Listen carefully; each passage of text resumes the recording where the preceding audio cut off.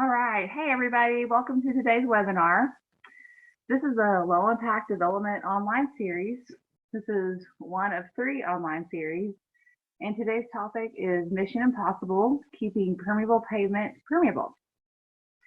We want to thank our LID online series sponsors today, the US EPA, Arkansas Department of Agriculture, Division of Natural Resources, Beaver Water District, and Construction EcoServices.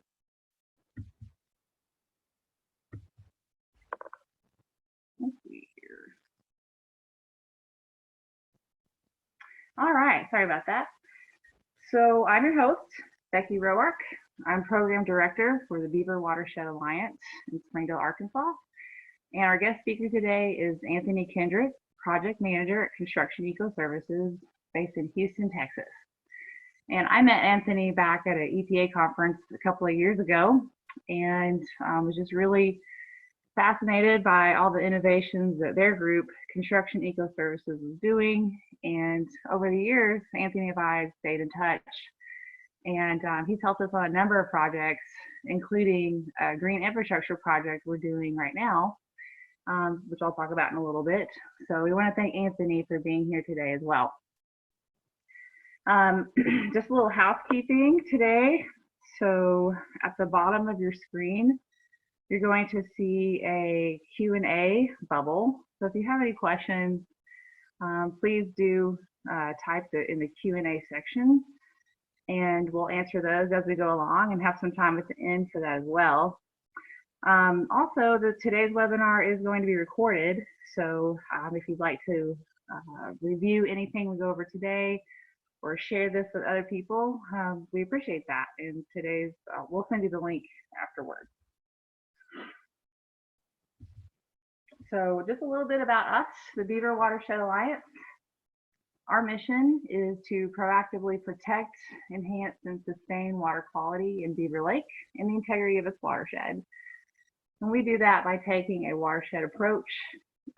Everything we do is voluntary participation, whether it's working with a farmer out on his property along a stream or helping a city with low impact development. Everything we do is voluntary.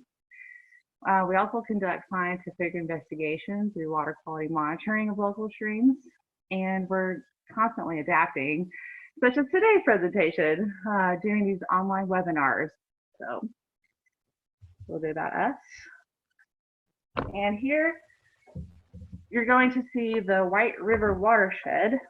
So the light tan area around the blue shoestring, that's the White River watershed. And the White River actually starts here in Northwest Arkansas, down in the southern portion of Madison and Washington counties, and it flows north. And several tributaries run into the Beaver, and form Beaver Lake, one of 3 reservoirs along the White River system.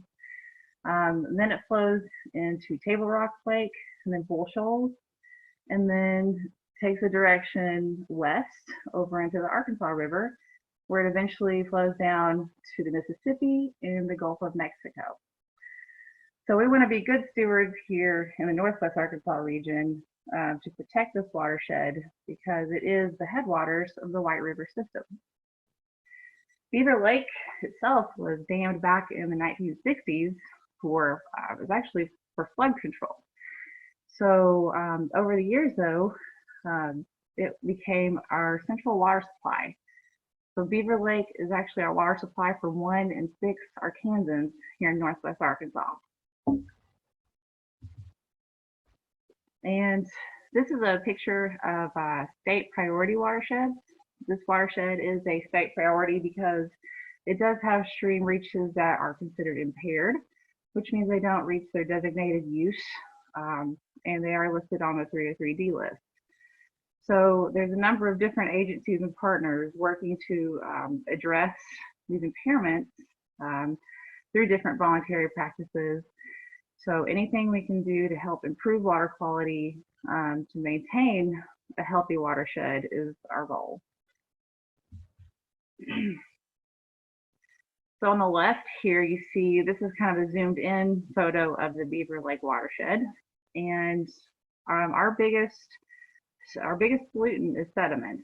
So most of that is primarily coming around the Beaver Lake area itself, up at the top here. And on the far easterly side of the watershed, the West Fork is also has a heavy sediment load to Beaver Lake. And most of that is coming from stream bank erosion issues, dirt road runoff in rural areas, and as well as construction debris and sediment runoff from development in urban areas. So these are the challenges that we face in our watershed. So in 2017, the Beaver Watershed Alliance applied for a 319 non-point source grant, and that was awarded $500,000 to install 3 low impact development projects in the watershed. So these are basically demonstration projects where we're going to install permeable pavers, bioswales, rain gardens, things like that, along 3 different parking lots in the Northwest Arkansas area. So one of them is going to be at Mount Kessler, which is a ball field in Fayetteville, Arkansas, partnering with the city of Fayetteville. The second project is going in at Hickory Creek Boat Launch, partnering with the Army Corps of Engineers. And the third project for the green infrastructure is going in at Mitchison Park, which is located in Huntsville, Arkansas. So we're really excited to see those being installed this year. Designs have been finalized, and we really look forward to these installations to demonstrate these green infrastructure and LID elements. We also have a number of partners that help us accomplish watershed stewardship. So we want to thank all of our partners that support the Beaver Watershed Alliance and promote healthy water quality for our region. Okay, so next I'm going to hand it off to Anthony Kendrick. And Anthony is a project manager for construction EcoServices. And he received his bachelor's degree in biology and master's degree in environmental science from the University of North Texas. Before he joined Construction EcoServices, he spent 3 years working for an environmental engineering firm. Currently, Anthony manages green infrastructure projects in the Texas and Louisiana areas while assisting the design community and municipalities to implement multifunctional stormwater management solutions.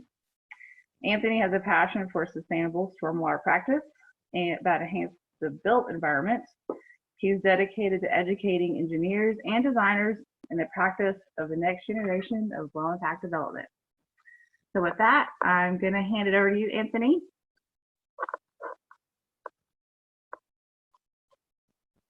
All right, guys. Well, thank you very much, Becky, for the introduction. And today, guys, we're going to talk about how we can use permeable pavement in stormwater management, and then most importantly, what is the best way to keep these systems working? I moved to New Orleans in 2016, and in New Orleans, before 2016, their approach to stormwater management was get the water to the canal system as fast as we can. Let's pump it out and get it out of here. It's more of a nuisance. And so in 2016, maybe early 2015, they did a complete 360. And now all commercial, private development, and even municipal development, their intent is to detain water, promote infiltration into native soils, and then also provide some water quality benefits. So what they're trying to do is more hold on to the water and use it as a resource. And so it plays a lot into how this city has gone about in letting commercial properties do this. And then also they had to worry about maintenance, because if the city was going to have these private developers invest in stormwater management, and if they were going to take tax dollars and invest it in stormwater management, they wanted to make sure that owners were going to be maintaining it. So they actually also implemented a maintenance ordinance where owners are actually having to re-permit their stormwater BMPs and prove to the city that they've been working. And so what that's done, that's going to give me a lot of good information to kind of see what systems work, how do you maintain them, and what are some of the design and construction practices that we can do to kind of help these owners cut down the cost, because the cost to maintain a stormwater BMP can be a burden to some owners, whether it's a surface pond, bioswale, or permeable pavement. And so we'll talk about that today and the different ways you can do that. So my favorite BMP has kind of switched over to permeable pavement. We've been doing so much of this in New Orleans, and in fact, the ordinance here got updated recently to where every parking stall on a commercial development over 5,000 square feet must be permeable pavement. And so for some of these owners who have these large developments, they can have 200-300 parking stalls that they have to maintain. And so as a designer, you have to be cautious as to what type of pavement you use, how you design it, because you don't want to have that owner, pumping lots of money into their budget just to maintain a permeable pavement system. So there's pretty much four main types that I see in my area and also in other parts of the United States. The top left picture there, you got your porous pavements, so that could be either concrete or asphalt. I've also seen other type of material used. So essentially what it is the pavement itself is porous, it's like a sponge, and it allows water to trickle through the voids within that pavement. And the top right there, you have your interlocking concrete pavers. So these are just either traditional pavers, or sometimes the pavers will have little bump outs and there's a gap in those pavers and it's filled with aggregate. So that allows that water to infiltrate off the paver and into the joint, which then goes into your sub base. That's also a very common practice. And another thing that I've also seen in New Orleans and also in Houston, this is a pretty big product that they use in the Gulf Coast, are these gravel pavers. So these pavers can be filled with either grass or gravel. It's a very low cost option, and so that's another type of pavement they use. And then on the bottom right picture there, that is an open joint paver. So it's very similar to the concrete paver in the picture above it, but the important thing is the joints where those pavers connect, there is no aggregate. So what that does, that allows that water to have a clear channel down into your subgrade, and basically improves the infiltration rate of the paver itself. And we'll talk about how all these different types of pavements, how they're designed and built, how it affects the maintenance. So the grid structures, you'll see all different types of products for these. The main difference in the different products you're going to see is what type of plastic it's made out of, and also the height of it.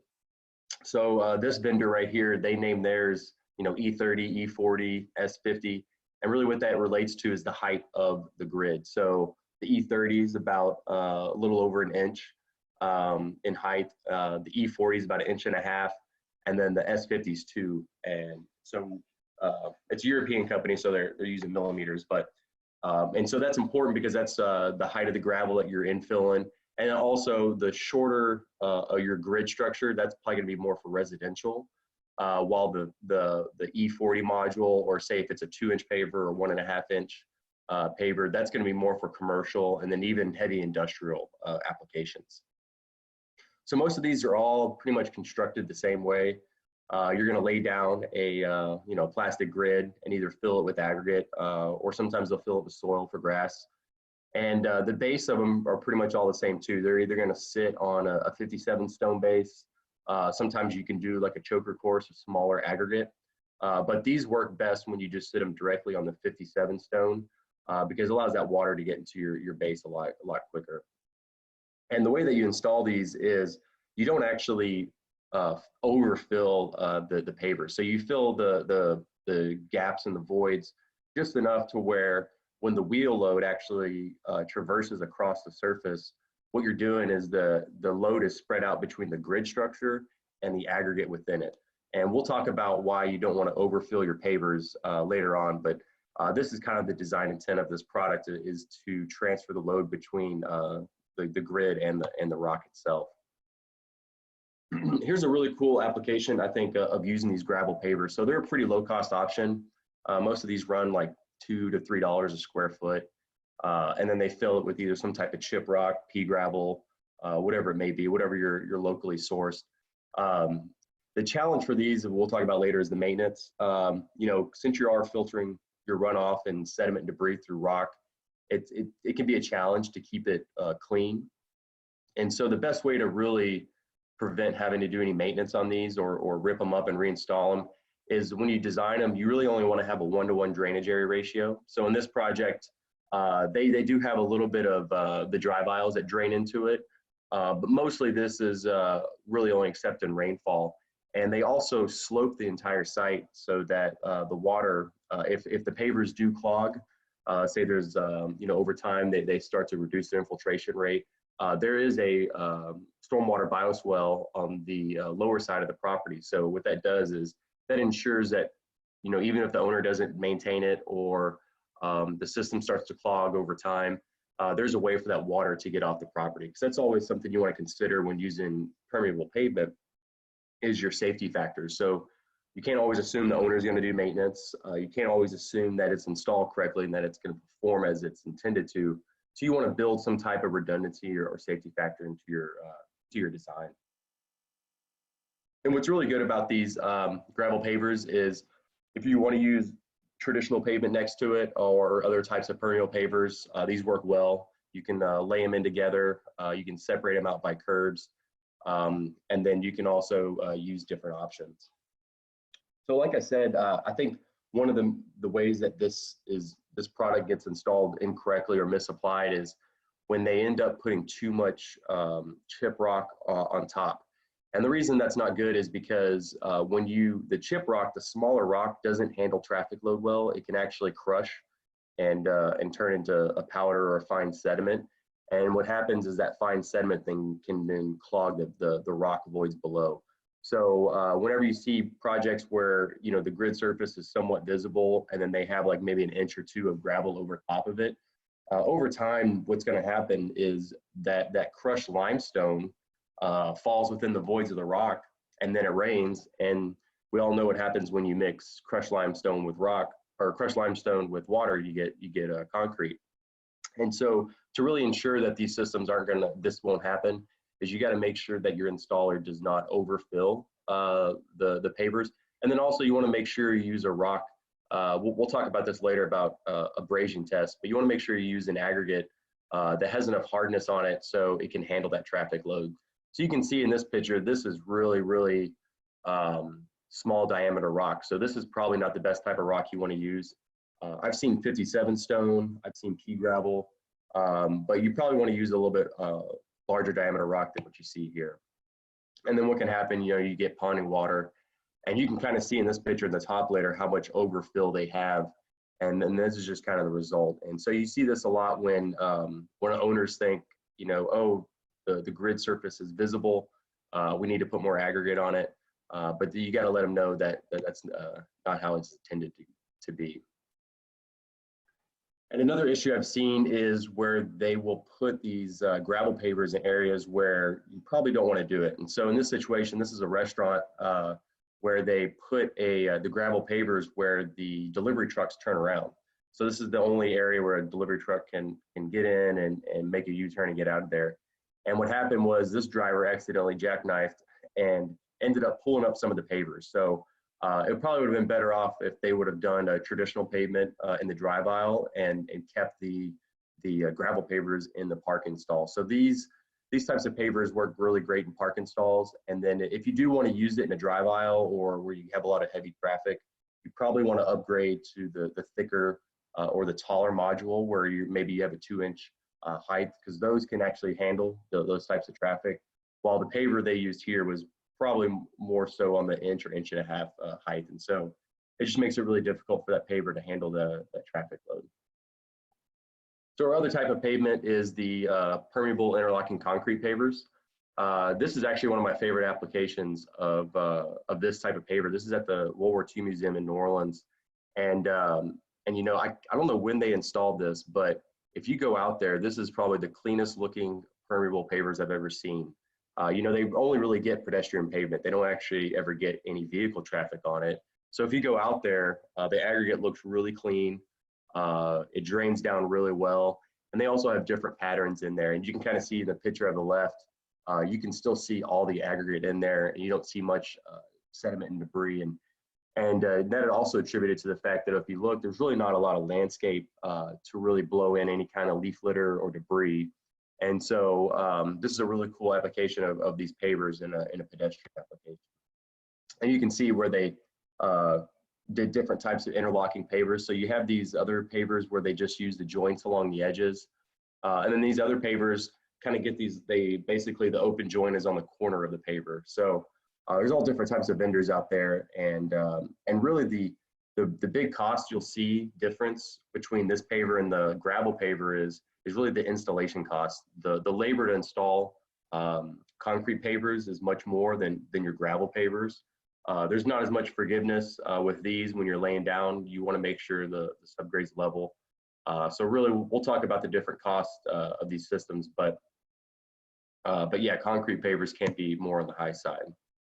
And then, and here's a cool application where the parking stalls actually drain to a drive aisle here, and you can see all the aggregate in those joints. And this project's actually fairly recently new, and it hasn't got a lot of traffic because it opened up shortly before the pandemic hit. So, but they're already starting to see some leaf litter in the joints, and you can see there's a little bit more landscape around here. So they're going to have to really think about that in the maintenance, long-term maintenance of this system is how much surrounding landscape is going to start to clog your system.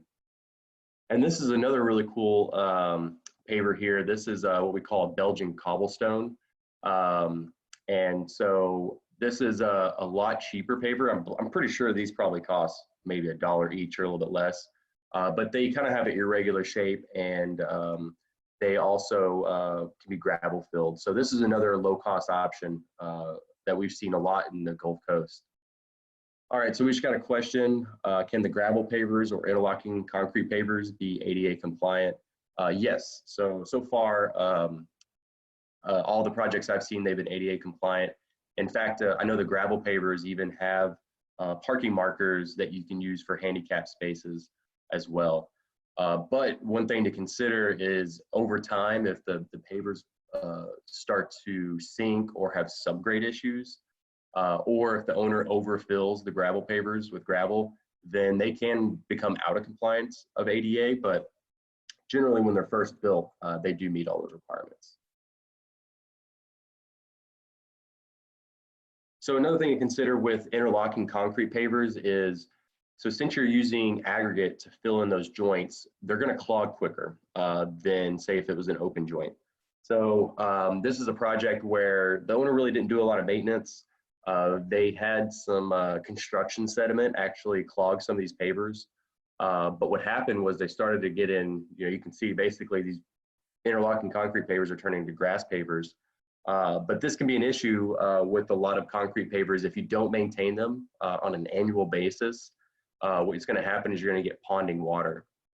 And so, and you can see the water that's ponding in these parking stalls, and this is during a pretty big rain event. It was probably about 4 inches of rain we got that day. You can see that pattern matches where all the grass is filling in these joints. And so that's something to consider. Most of the time you want your permeable pavement to drain pretty quick, especially if it's in parking stalls, because if you're going to have parking stalls and it takes an hour or 2 hours for that water to finally infiltrate off the surface, well, that's going to be difficult when you want to have people park at your place when and they end up stepping in the water. So we'll talk about the maintenance frequency, but interlocking concrete pavers I think they do hold up better than your gravel pavers, but they do require annual maintenance to make sure that they don't end up becoming a nuisance. All right, our third type of permeable pavement is our porous pavement. So here, this is the porous concrete that they actually have at the Beaver Watershed Alliance, their main office. And the good thing about permeable concrete is that the entire surface is permeable. So with the interlocking concrete pavers, we really only have the joints. But with this type of pavement, you do have a lot of surface where you can infiltrate water. So that's good because it kind of takes care of your design safety factors, because you have that whole footprint to permeate water. Now, the difficult thing with permeable concrete is the installation process. So it's much different than traditional concrete. So the way permeable concrete is actually, or I think the same goes for porous asphalt, is the reason it's able to soak up water is they actually remove a lot of the fines. So concrete gets a lot of its strength from the rebar and all the fines that they put in there. With permeable concrete, you don't use any rebar, and you also take the fines out. So in order to counteract that, those items actually provide structural strength. You actually add a binder, a chemical binder. It's almost like a glue, and what that does is that binds all the loose aggregate together while still allowing some voids and open spaces for that water to travel. And so when you install permeable concrete, you need to make sure you have a lot of the right conditions. You can't do it on a super humid day. You also have to make sure that the concrete cures for over a week. So they actually have to cover it with a visqueen layer or an impermeable layer for a whole week to make sure it cures. And if it's not installed correctly, you will have some issues. And so what I've seen on a lot of projects is you'll see certain parking bays where the permeable concrete looks really good. And then other areas where, let's say the conditions weren't right, or the contractor might've got hurried, their schedule, didn't allow them to have as much time to install it. And they'll start having issues where the concrete actually starts to ravel off. And so here's a project where you go out on the site and a few of the parking bays look really great. They perform great. They're getting about 800 inches an hour as the infiltration rate. And on the same project, one parking bay over, the permeable concrete looks like it's falling apart. And so I think a lot of those inconsistencies, it's going to take a lot for contractors to make sure they're very consistent, but this is some of the risks that you're going to get with permeable concrete. If you don't have an installer who's really good at this or who specializes in this, you're going to have areas where the binder and the glue, maybe it was too hot that day or it was too much moisture in the concrete. There's a lot of factors that could contribute to this, but what happens is that binder and glue ends up actually breaking down over time. And I think here along the Gulf Coast, we have a lot of issues with this. And I think that has to do with a lot of the fact that we have, high temperatures, it's very humid, it rains a lot. We have a lot of vegetation and landscape that can clog it. And so what happens is we see a lot of binder and glue breaking down, and you can actually see where the parking stripe almost disappeared from the site. And so that can be a challenge, and that's something you want to consider in your design.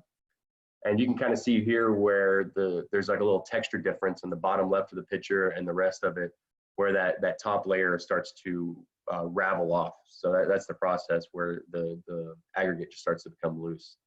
And this can become an issue when you get certain areas that ravel, and then what happens is that becomes a lower spot in the concrete, so you get a lot of fines that get in there, and so those areas will tend to clog. And so when it clogs, you'll get this ponding water. And then also, if the contractor uses too much binder or glue when they're installing it, they can actually permanently seal off the concrete. So in the picture on the right, you can see there's standing water. So you got the gutter edge and you got the permeable concrete next to it, and there's just standing water directly on it. And that has to do with the fact that it was just not installed correctly. And so it's pretty simple and easy to see if permeable concrete has too much binder and glue. So this entire parking lot is permeable concrete, but if you look at these parking stalls, they have these really white splotches everywhere. And what that is, that's actually where too much glue and binder was used. So if you go up close and look at it, you will see, the loose aggregate around that red circle looks like there's some open pores, but if you look at this aggregate, it's completely filled with that glue. So there's no way for that water to infiltrate. And so that's something you're gonna have to look for after installation. And the challenge with, porous pavements is, say you install it like this and it doesn't look good, it doesn't, the owner doesn't like it. Well, it's a lot more difficult to pull this pavement up and reinstall it compared to like a gravel paver or an interlocking concrete paver. Interlocking concrete pavers, you can pull them up and reuse it. But with this type of pavement, once it's in, you're pretty much stuck with what you got unless you can really force the GC or the subcontractor to fix the problem. So that's something to consider in your design, is if you're kind of unsure of the skill of the labor of installing it, that might be something you want to consider. And you can kind of see some of the raveling issues. This is probably the worst case scenario where raveling has pretty much wiped out this whole handicap sign. You can't even tell that's a handicap spot anymore because all the gravel has just become loose. All right, so our next type of pavement is our open joint interlocking concrete pavers.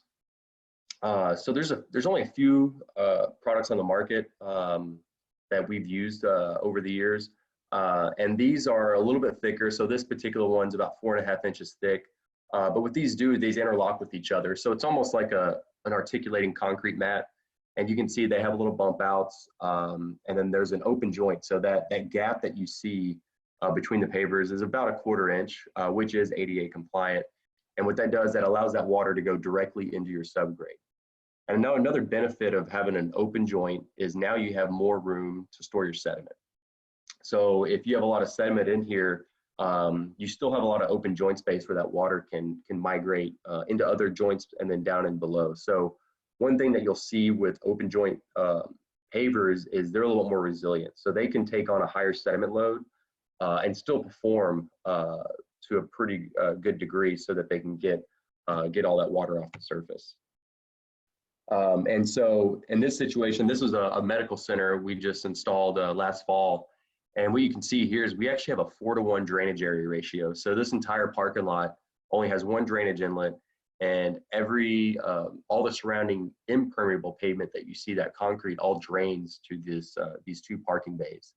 And so this allows that designer to really take advantage of basically using the paver as an inlet, right? So they're using it as a catch basin, right? They're allowing that water to infiltrate, and they're also getting detention. So below that paver sits about 18 inches of aggregate subbase. So that's all the detention volume. And the good thing about these pavers is once they're installed, you can drive right on them. So with any type of concrete paver, and those gravel pavers, once they're installed, you can go ahead and start using it. And you can see these pavers are set directly on top of your 57 stone. They work pretty good. This is actually a picture I took right during the middle of a rain event, and you can see that water does not pond on the surface. It gets down in those joints fairly quickly.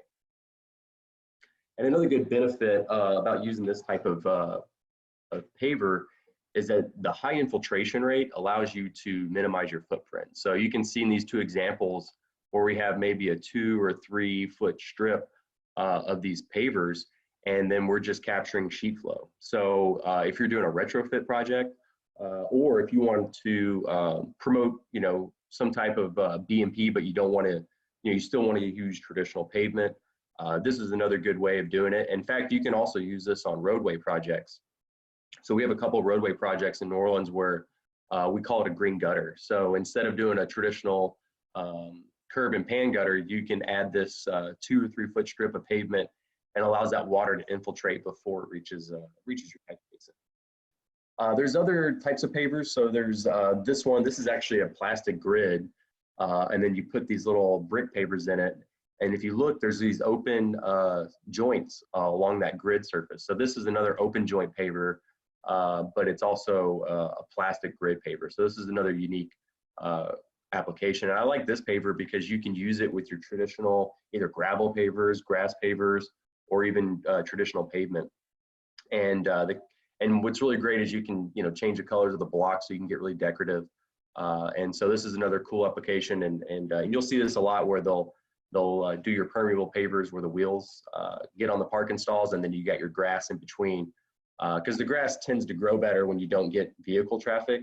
And so when you do have grass pavers, I think a good benefit is to use these hard surface pavers where the wheels come on the parking surface, and then just let the grass grow in the area where they're not getting much tire traffic. I think you'll get better results when you do it like that. So here's some of the installation costs. So this is kind of the installation cost of all your permeable pavers. Your gravel pavers and your porous concrete are going to be on your low end. So these are your more economical types of permeable pavement. They do carry a higher risk of maintenance and installation errors, but overall, I see a lot of this used just because it's very economical. But I think a lot of owners long-term are gonna end up, the money that they end up saving up front, they'll probably end up spending, maintaining these systems to keep them permeable. Your interlocking concrete pavers and your open joint pavers are gonna be on your high side. And a lot of that has to do with just the labor. So most subcontractors or paving contractors are going to charge you anywhere from maybe $7, maybe up to $10 a square foot just to install a paver. So some of these pavers can only cost $2, $3, $4, but then they end up making up most of the cost is the labor itself. So that's something you have to consider. But long term, the open joint pavers will definitely save your money in long-term maintenance. And the interlocking concrete pavers do require annual maintenance, but they'll hold up a little bit better than your other types. And we always recommend when we do maintenance proposals or budgets for engineers, your joint filled interlocking concrete pavers, your porous pavements, you want to do an annual maintenance on those, and that can cost anywhere from $1 square foot to $1.50 a square foot. And so if you have a 5,000 square foot permeable pavement, that's going to cost that owner, they want to budget $5,000 a year to keep that permeable pavement working. And then your open joint interlocking concrete paver, although it does cost more to install, some of these projects we've gone 5 to 7 years with no maintenance. Our oldest installation we did was approximately five years ago, and it's still doing really well, and we haven't had to maintain it. Now the gravel and grass pavers, they're difficult to maintain. Really, the only thing you really want to do is you want to replace any kind of aggregate that ends up getting tossed aside, or say a wheel. Whenever you get the vehicle traffic, it'll shift some of that aggregate out of there. But once some of those pavers start to fill up with debris, it's a little bit difficult. So mainly on the gravel grass pavers, you're more maintaining the gravel itself and making sure it stays within the grid than so much of you're trying to clean it to promote infiltration. And I'll show you how we maintain these systems. And then what do you consider, like, when you're talking about a schedule of maintenance? First thing you want to look at is drainage area ratio. So if your permeable pavement's only accepting rainfall, well, that's going to be good. You're probably not going to get a lot of sediment and debris. And then if you have a lot of surrounding landscape that's going to drop leaf litter on there, you want to take into account that, because that could actually bump up your maintenance schedule to twice a year. And then obviously your type of permeable pavement. And then more importantly, what we see a lot is you'll combine these permeable pavements with some type of detention system below, or they're trying to infiltrate water into the groundwater. So if you're doing something where you're doing flood mitigation or flood risk, you want to make sure that you maintain that permeable pavement more often, because if your pavement starts to clog, well, then there goes your detention volume, there goes your infiltration. And so you want to make sure that if your permeable pavement's doing that, you definitely want to be on top of your maintenance schedule. Now, the biggest killer, or the biggest challenge, I guess, with permeable pavement is construction sediment. This is the #1 killer of any type of stormwater BMP. You heard Becky earlier saying that their #1 pollutant is sediment. And if you go to any construction site, you're likely going to see contractors, not really paying a lot of attention to the sediment runoff. And this was actually one of our first permeable pavement projects that we came upon in New Orleans. And you can kind of see where the contractor put an inlet device on the catch basin to keep sediment out. But look at the pavers. They have dirt all over them. All those joints, they're just completely filled up with dirt and debris. And so most contractors don't really understand that the permeable pavement is also an inlet. Okay, we got a question about how these systems work in snow and ice. I know most of these systems do really well in freeze and thaw because you have so much void space where the water can expand in the subgrade and also in the joints of the pavers. And I know the gravel pavers, they use a lot of those up north, and they hold up pretty well with freeze thaw. In fact, you can actually take some of your permeable pavement and heat it up. There's actually one vendor who heats up their permeable pavement to melt ice, so it's kind of cool.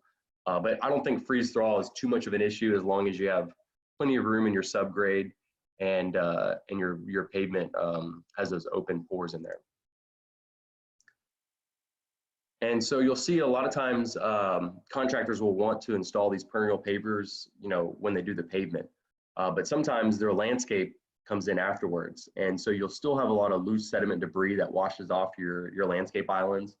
And you can kind of see here, all the parking bays are just completely filled with sediment. So this system hasn't even got a chance to work yet, and it's already been clogged. So what we like to do is cover that system up with fabric. And this is a situation where the next door neighbor was doing a construction site, and their silt fence got knocked down, and so all the sediment washed onto the adjacent property. And so that's a little bit unfortunate, but those are some of the issues you have to worry about with permeable pavement. And here's another project where this was actually one of the largest installations of permeable pavement I've ever seen. It's got about 250,000 square feet of porous concrete. It's a very large mega church that they got out in New Orleans. And you can kind of see the permeable concrete is getting a lot of sediment and debris. So if you look at that drainage inlet on the right, here's a close-up view. They're just allowing all this sediment and debris just wash onto that permeable concrete. And so some of these areas are probably already completely clogged, and it can be difficult once they clog like that. Sometimes it's really difficult to maintain them to promote infiltration back. Sometimes they completely fill up with sediment. You really can't do much about it. And so what we like to do is, when you install your permeable pavement, we actually cover it up with a filter cloth. So just like you'll see a lot of contractors will put geotextile cloth over the drainage inlet, well, you can do the same with permeable pavement. So this is a project in Houston where we installed all the permeable pavement in this is kind of like a townhome where they have all the condos and with the drive aisle in the middle. And so we knew that they were going to be doing a lot of building for the residential units, and they could potentially get sediment on there. So we covered up our entire system here, and to protect it from getting clogged. And it works really well because you can still drive on it, you can do whatever, and then at the end of the project, they just rip off that fabric, and they got clean permeable pavement underneath. All right, well, we'll move on to some of the design considerations. So one thing you want to consider is when you're doing permeable pavement is your soil bearing capacity. So what that really is what kind of traffic load can that soil handle? So a lot of times you're working with soils that are either weak or clay soils that will tend to soak up water and swell or shrink. And so that could be a challenge for permeable pavement. So the first thing I recommend is have your geotechnical engineer look at your soils report and make a subgrade recommendation. So the geotechs are already usually looking at your soil, making a pavement recommendation for the concrete or the building foundation. So it's not much more for them just to go, okay, well, if we're going to have permeable pavement, how thick should our base be? Should it be 6 inches? Should it be 2 feet? I think the worst case scenario we've seen is 2 feet, but I've seen a minimum of 6 inches, and the soil will hold up pretty well. And subgrade failure is pretty common with most types of permeable pavement. And so here's an example where the grid structure started to settle next to the curb, and so you'll see this with interlocking concrete pavers and other types, and you can kind of see here where the inlet stayed up high, but then the pavers are starting to settle below. And then here's an example where kind of hard to see where the dip is, but if you look at the parking stripe lane, you get a curve. So you definitely don't want to see a curve in that line. That just kind of shows you where when the vehicle comes off that traditional pavement and then drives onto that permeable paver, that's where it gets a lot of the load comes off of that, and so it ends up creating a dip right next to the interface of your traditional pavement. And so, in fact, there's one city in North Texas where they were using a lot of these permeable pavers, but a lot of the contractors started skimping on the subgrade. They were just using the bare minimum. They weren't really looking at, using a thicker base. So the city started seeing a lot of issues like this where they're getting subgrade failures. So they ended up just removing this B&P altogether from their stormwater ordinance because they just didn't want to deal with these issues. But I don't think that's always necessary. I think if you talk with your geotech, you can do a subgrade that's not gonna settle over time. And another thing to consider is your curbing. So a lot of times these systems are either butt up against traditional pavement or they'll have a curb around it. So we like to use usually like a header curb or a ribbon curb where it might be 12 inches deep and 6 inches wide. And the reason you want a hard surface there is so when that traffic load comes off that paver, you want it to hit a hard surface. You don't want it to have just loose aggregate next to the paver because that can then start shifting that subgrade below, and you'll end up, that's where you get the dips or the subgrade failures.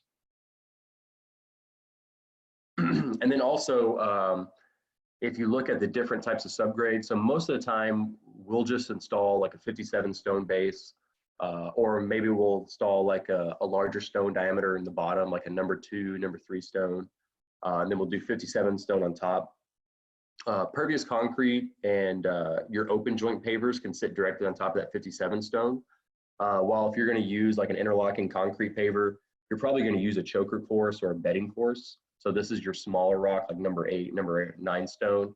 And I would rather use just 57 stone because it infiltrates faster. Sometimes that bedding course can restrict the flow. So you'll want to make sure that you're not using too fine of a bedding course. You want to have some type of void in there. And then also you'll want to consider what type of subgrade or geotextile you use. And so, you know, whenever we use aggregate, you know, we're sourcing it locally. So some places, I think it's up in Indianapolis, they get a lot of soft limestone. And so you want to make sure you get limestone that has a hardness value, or what we call a Los Angeles abrasion test. And that's all it's doing is that tells you, you know how sturdy, how resilient is that aggregate? Is it going to crack under traffic loading, or is it going to hold up? So one thing that you can do is you can request your contractor to give you an LA abrasion test and a gradation report. So a gradation report will let you know, are you getting a lot of fines in your aggregate, or does it meet the ASTM requirement for 57 base or number 2 base? So putting those in your submittal documents, your abrasion test and your gradation report, I think should be a part of your permeable pavement submittal. It's not just the pavers you're worried about, but it's also that subgrade. And then when it comes to geotextile fabric, we mainly use a woven fabric that we'll put on the native soil before we install any type of aggregate base. And that just kind of helps spread out that load. And then you can also use fabrics that have a grid interlaced with them. So there's actually woven fabrics that will have a plastic grid in it. So that's a little even more sturdy. But if you've ever seen highway construction or pavement construction, they're always going to use some type of geotextile fabric, and that just kind of helps separate your aggregate from your native soil. So make sure you don't use a cheap fabric, go with more a durable one. And then let's talk about some specs. So, the whole is greater than the sum of its parts. A lot of times, contractors aren't going to read specs. They're always just looking at, what's on the plans, and then, hey, is there any type of value engineering, or is there another alternate product that we could potentially use to save us some money?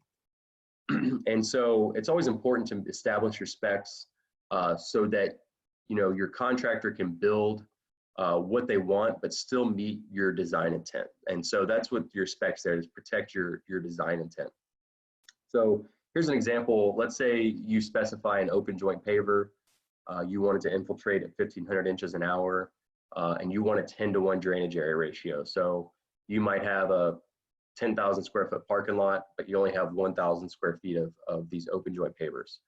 Well, if your contractor was able to find a cheaper paver, but it's an interlocking concrete paver, well, that infiltration rate is a third of the interlocking open joint paver, and also it has a smaller drainage area ratio. So here's an example where you can see here in the blue box, that was our open joint pavers, and you have a pretty large drainage area ratio, you can see. But if we wanted to use an interlocking concrete paver, we would have to expand the footprint, right? Because our infiltration rate's lower, and we also can't do our drainage area ratio as high. So we have to kind of spread out that footprint.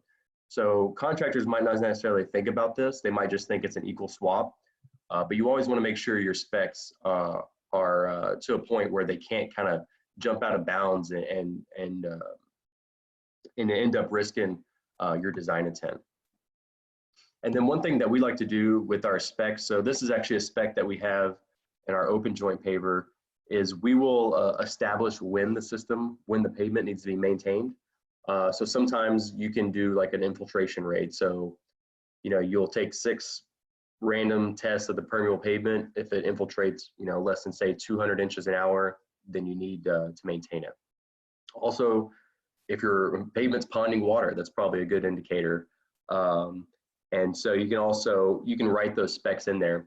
And another thing, if you look at part B of that maintenance, what we do is we actually include a maintenance warranty. So you can do this either through the distributor. So for instance, we'll distribute certain products and we will provide a maintenance warranty. Usually it's 3 years, but sometimes we'll make it longer.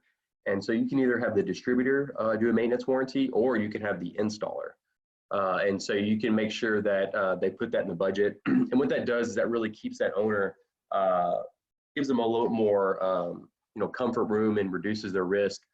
Because a lot of times, if there's anything that's going to go wrong with erosion or construction sediment, it's going to be early on in the project. So having that maintenance warranty is really good for the owner, and if it's a municipality, it really kind of helps reduce that risk. And the challenge, this is pretty challenging because porous concrete, for instance, it's provided by a ready mix company that makes the concrete, and then you have a paving contractor who buys it and installs it. So, so far I have not seen anybody do a maintenance warranty for porous concrete, but for the open joint pavers, we do that. And then you should be able to find some type of distributor who would do that for the interlocking concrete pavers. And another spec that we also like to do is your infiltration rate. So if you're going to spec an impermeable pavement, well, I think 1,000 inches an hour is a good baseline for most types. So porous concrete, you can achieve this. The gravel pavers, you can get pretty close. I think gravel pavers usually hover around 800 inches an hour.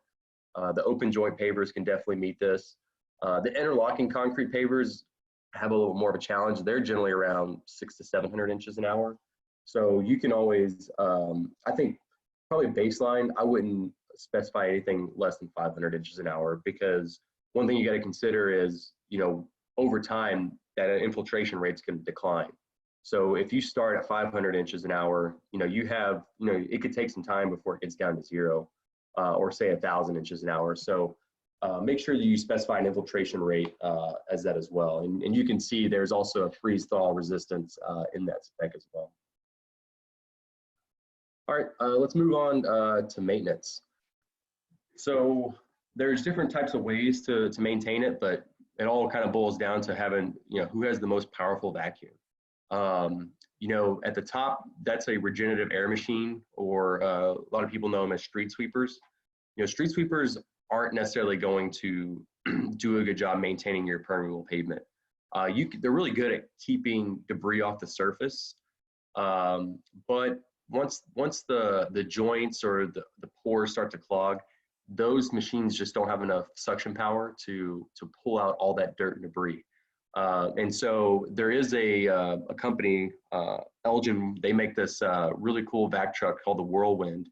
And instead of it just having like a baseline vacuum system, this has a vac head on it that can suck up, I think, 20,000 cubic feet per minute. And so you can kind of see it there right next to, on the bottom left, next to the tire. That's the vac head attachment. So what they'll do is that truck will spray water, it'll run the brush, and then they can just suck out, either if it's an interlocking concrete paver, they'll pull out all the aggregate, and then you'll sweep it back in. Or if it's an open joint paver, you just got to drive over it. It's only a one-step process. But you can also use this on porous pavements as well.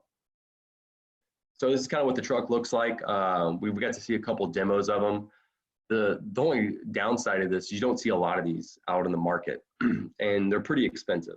So if it's a maintenance contractor, they would have to have a lot of permeable pavement to maintain to afford this truck. And if it's a municipality, you know, they're not necessarily going to have these types of trucks because, you know, they might not have enough permeable pavement to clean. But what you can do is attach vac heads to your standard Vector trucks. So so most cities will have these Vector trucks that have a what we call a hydro excavation unit. So it's that you see that water hose on the front of the truck, and then they'll also have a big suction hose coming off the top. So what this does is they use these a lot for sewer cleanouts, but you can attach this vac head, and this vac head will be able. What you do is you pump water from the truck, and it ends up has like a wand that spins, and it's pretty much like a high pressure car wash. So what that does is that water will lubricate all the joints. It will kind of pull up some of that sediment, break it up, and then the vac hose will then suck up all that loose material out of those joints. And this works pretty well. You are kind of limited in your footprint. You know, it's a little bit smaller than the vac head on the Elgin Whirlwind, but this works great when you don't want to buy a specific truck. You can just, you know, these things cost $8,000, so you can retrofit your entire fleet for a lot less than buying a new truck. And we've used these on different types of pavements. We've used it on the porous concrete. Here's some that we used. This is a city here next to New Orleans that installed some permeable concrete, and they wanted to test it out. And we've also done it. This is porous asphalt. And so what's really interesting about this is we did a little demonstration for City Park, and they had you know, a lot of I don't think they ever maintained their porous asphalt. And so they had a lot of sediment and debris piled up into the low part. So we came out there with the vac head, cleaned, like, you know, we partially cleaned this parking bay, and then it just started pouring down rain. So when I drove by it, you can actually see the footprint of where we cleaned. And so you can kind of see water ponding around it, and then you see these little areas where the pavement looks dry because the water just. So these vac heads can work pretty good. But again, if you wait too long to clean your pavement, sometimes these vac heads always can't necessarily resurrect the pavement, but they can do a pretty good job if you have a regular maintenance schedule. And then here we go, we're using it on a interlocking concrete paver system. So on this project, what happened was the general contractor ended up getting some construction sediment on the concrete pavers. And so the designer, before they handed the project over, the designer had them come out and do a vac head and clean out the first, you know, maybe ½ inch of those pavers to get that sediment out. And then one thing to consider is that when you do interlocking concrete pavers that have the aggregate, it's a two-step process. So you have to suck up all the aggregate, purchase new aggregate that's clean, and replace it back in there. So it can be a little bit more maintenance intensive, but nonetheless, we can still maintain that type of pavement. Here's a worst case scenario. So this is a project in Houston where we installed these open joint pavers, and you can see the general contractor pretty much treated our pavers like a dumpster. There was nails in there, there was lumber, pieces of wood, and there was probably like maybe a ½ inch of sediment over the entire system. And so we spent 2 days out there with this vac head, and we also had to use a high pressure hose because there was so much debris in these joints that it took 2 full days to clean this, which it really should have just taken less than 1 day if we did it on a normal maintenance interval. But this kind of shows you that if you don't provide sediment protection during construction, you know, you can really put yourself in a bad situation where you're not going to be able to keep those pavers, get them back to where they should have been. All right, okay, let me show you guys some case studies that from around the globe or the United States. This one's actually up in Michigan. This is called Keeler Street. So this is actually a retrofit project, I believe, where they did a traditional asphalt pavement, the drive aisle, and then they retrofitted the gutter. I believe it's about 4 foot wide, maybe 5 foot wide, with these open joint pavers. And what's really cool about this is there was an engineering firm that did a little maintenance case study. And so you can kind of see, look at all the trees in the landscape. So this is a residential neighborhood. So it didn't take long for all the grass clippings and the leaf litter to just clog the joints of these pavers. So this is a paver that infiltrates at over 1,000 inches an hour. But again, you know, if you have a high sediment load, high leaf litter load, this is what ends up happening. But what's really cool about this is a year later, they came in and did some maintenance. So they got that vac head attachment that I just showed you and cleaned up all this permeable pavement. And then if you look at the results, so Keeler Street, the 2 locations they tested, that was all the open joint pavers. And then the Artesian Street, that was actually a porous asphalt portion that they did. So if you look at the before cleaning, on Keeler 1, it was at 200 inches an hour. Keeler 2 was almost to 0 right there. 49 inches an hour isn't that much. But what's great is you look at the infiltration rate after they clean. Keeler Street was able to get up on the number 1 location to over 1,000 inches an hour. And then the number 2 location got close to 1,000. So what that shows you is if when you have these open joints, it makes it to where the system's a little more resilient to clogging. You can restore its infiltration rate back. And even some of the porous asphalt, even though they didn't get you know, as high as an infiltration rate, they were able to bump it up 1 order of magnitude from 20 to 320. So so these vac heads can be effective, but again, you have to be diligent about your maintenance schedule and when you want to maintain them. And then here's a cool little case study. This is one of our first projects we did in New Orleans. In fact, I think the engineer who designed this is actually on this webinar. So what we did here, this is a combination where we did open joint permeable pavers with an underground detention system. And I really like this project. I live nearby it, so when it rains really hard, I get to go out and take photos. And you can see, if you look at the landscape over on the left, there's probably 2 or 3 inches of water in that mulch bed. But if you look at the pavement, it's draining pretty well. So the challenge with this project was that we really didn't have a lot of footprint. So that building took up most of the footprint of the lot. And there was about 1,200 square feet where they could do detention and permeable pavement. So we ended up excavating out a large portion right here, about 2 or 3 feet deep. We ended up installing an R-tank system, which is just an underground detention system. It was wrapped in filter cloth, and then we installed the open joint pavers right on top. So what you're seeing here is the installation process. It's a pretty small site, very congested, but at the end of the day, we're able to solve the problem. And now one of the issues we had was the contractor, for whatever reason, didn't pour curb on this edge over here. And so they ended up just putting a piece of lumber. And so like I said earlier, you know, curb details are important. And what happened was after they installed it, they backfilled some aggregate behind the boards to kind of hold it up. But that's not very permanent. And so they actually had a maintenance vehicle drive up next to here, and it ended up actually crushing part of the board and making some of the pavers settle. So we had to come back and repair this. But that's always important to make sure you have that curb detail around it. But overall, it's done really well. I believe we installed this in, I think it was 2017, 2018. And so far we haven't had to do any maintenance. If you go out there, there are some leaf litter in the joints and all that, but it really hasn't affected the performance too much. And then I wanted to show you this case study. This is an example of how you can use permeable pavement with, like I said, with an underground detention system.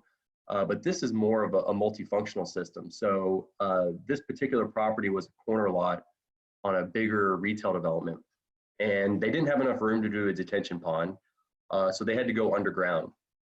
And so what they ended up looking at first, obviously, was an underground detention system.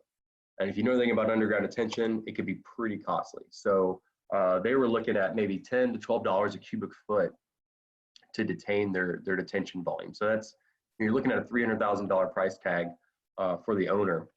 So instead, the designer ended up combining a small bioswale in the kind of in the right-hand corner there.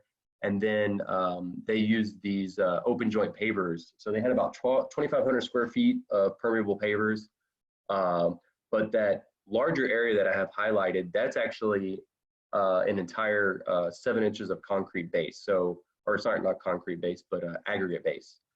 So instead of doing a detention system, they spread out the aggregate subbase. So they counted all the voids within those rocks. So that all had traditional pavement, and then these other areas had just these permeable pavers, which acted kind of like your drainage inlets. And so there's kind of the cross section of what we did there, but and then there's the bioretention cross section.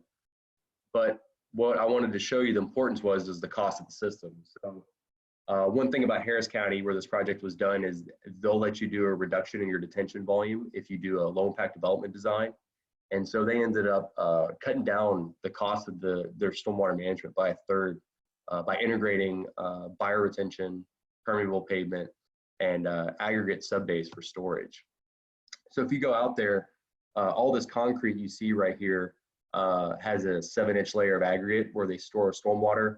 And off to your right there, there's the actual open joint paver. So that's actually what captures all the stormwater. And then where those curb cuts are, that actually drains into a bioretention system. So they were able to take advantage of some surface storage, some underground storage, and some permeable pavers to end up cutting down the overall cost of the system. And another good thing I like about using permeable pavers is combining them with trees.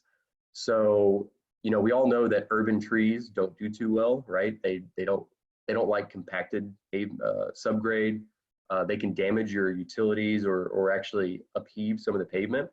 So you'll see a lot of people use these structural soil cells. So what they do is they provide the load support for your pavement while allowing all the soil that the tree uses. It's uncompacted, healthy, and so what it does, it allows that tree to reach its full maturity. But in this particular project, we installed some permeable pavers on top of the soil cells. So now when it rains, the voids in that soil will act as a detention, and then the trees can help soak up that water. And so it's another good way of combining BMPs and really taking advantage of your entire landscape. People don't often think that trees can be used for stormwater management. But if you have enough trees on your site and you use these soil cells and permeable pavers on top, you can get all of your required detention volume in the soil if you really designed it correctly. So this is just another good benefit of doing this. And we've done this on a couple other projects. They're usually either roadway projects or city projects, but it's another good way of combining those BMPs. All right, great. Well, it looks like that's all I got for you guys. So if you have any other questions, you know, feel free to either email me or go through the chat. And then I don't know if Becky has it to where we can do an open discussion, but if you do have any other questions, you know, feel free to reach out to me or Becky. You got my number and my email down there. And we also have some more written up case studies if you want to learn some more in-depth stuff about some of these projects that I discussed today.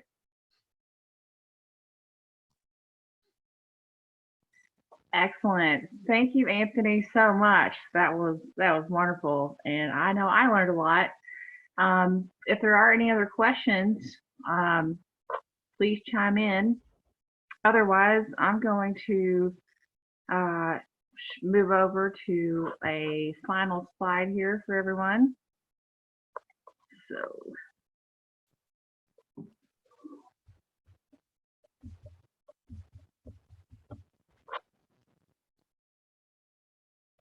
Okay, so again, thanks, Anthony. And we want to thank everybody that joined in today for today's online series. Again, this is a 3-part series, so we would invite you to come back next week on Wednesday, May 13th. We're going to have Anthony back again with us to talk about multifunctional stormwater design with vegetated systems. And we're also going to have Eric Fuselier with Craft and Toll. He's going to be talking about some native plants that are suitable for the Ozark region to integrate into your low impact development or green infrastructure projects. And then on Wednesday, May 20th, we're going to talk about where have all the ditches gone, the value of bioswales as stormwater detention features. So we're looking forward to these next 2 presentations coming up and really appreciate this high value, great content presented today with you, Anthony. And just to wrap up here, if you have any questions for Anthony, he did share his email.